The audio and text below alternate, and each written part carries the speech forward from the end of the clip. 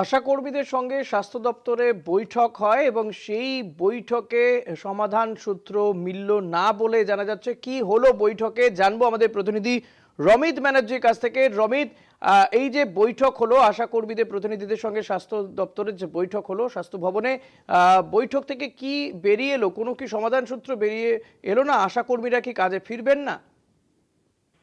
দেখো ঋষি, আজকে যেই 5 সদস্য যে গিয়েছিলেন স্বাস্থ্য ভবনে এবং সেখানে বৈঠক হয় তাদের স্বাস্থ্য আধিকারিকদের সাথে, কিন্তু তারা বেরিয়ে বললেন তারা সন্তুষ্ট নন এই মিটিং এ। অর্থাৎ তারা কিন্তু এই মাসের শেষেই বৃহত্তর আন্দোলনের দিকে যাবেন। শুধু তাই নয়, আগামীকাল তারা কিন্তু সেই ধিক্কার দিবস পালন করবেন। বিভিন্ন জেলায় জেলায় তারা সেই কর্মসূচি করবে এবং প্রতিবাদ কর্মসূচি চালাবে। যদিও আজকে আমরা ধর্মতলা বা স্বাস্থ্য ভবনের যেই অবস্থান বিক্ষোভ দেখেছিলাম, সেই অবস্থান বিক্ষোভ কিন্তু তুলে নেওয়ার নির্দেশ দেওয়া হলো।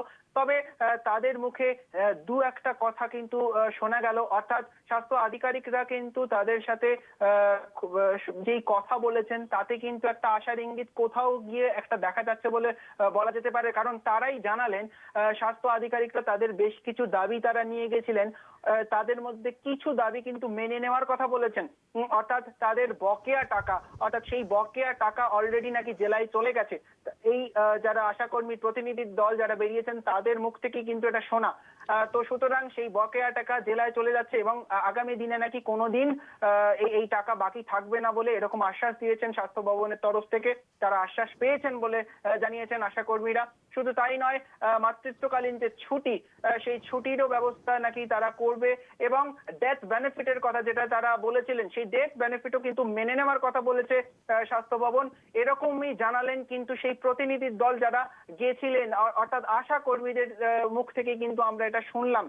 কিন্তু তাদের যে বকেয়া টাকা, তাদের যে বেতন, সেই বেতন বৃদ্ধির কোন রকম কোনো আশ্বাস এখনো দেননি বলে কতগুলো দাবি মেনে তারা নেওয়া হয়েছে? বলছেন। কতগুলো দাবি মেনে নেওয়া হয়েছে, কোনটা মানা হয়নি?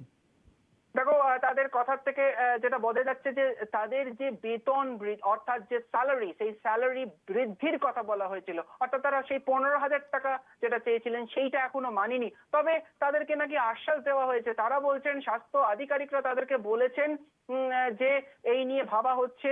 অর্থাৎ স্বাস্থ্য দপ্তর থেকেও তারা কোন রকম আশ্বাস পেয়েছেন যে আশা কর্মীরা, আমি আগেও বলেছি যে জেলায় জেলায় গ্রামে গ্রামে প্রচুর কিন্তু স্বাস্থ্য পরিষেবা দেন এই আশা কর্মীরা এবং সেই দিকে নজর রেখেছে সরকার এবং খুব শিগগিরই কিছু তাদের জন্য ভাবা হবে এরকম আশ্বাস পেয়েছেন তারা। কিন্তু তারপরেও তারা বলছেন এই মিটিং এ তারা সন্তুষ্ট নন।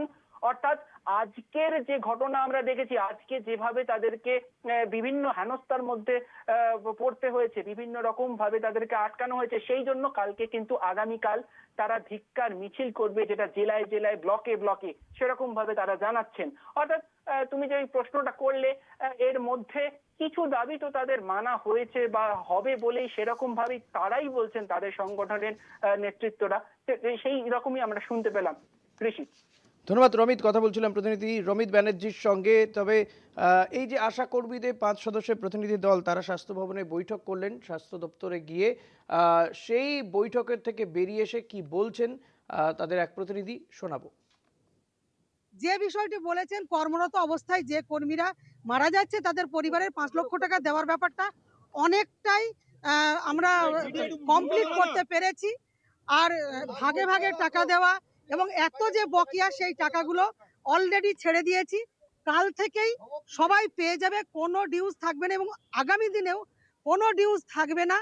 আর মাতৃত্বকালীন যে ছুটি, সেই ছুটির ব্যাপারটা ওনারা বললেন যে এগুলো আমরা প্রায় বাস্তবায়িত করার জায়গাতেই চলে গেছি। কিন্তু আমাদের এই পরিস্থিতিটা থেকেই গেল, ফিক্সড ভাতা বাড়ানোর ব্যাপারটা নিয়ে ওনারা কোনো ফলপ্রসূ সিদ্ধান্ত কিংবা সন্তোষজনক ওনারা কিন্তু আজকেও কিছু বলতে পারেননি।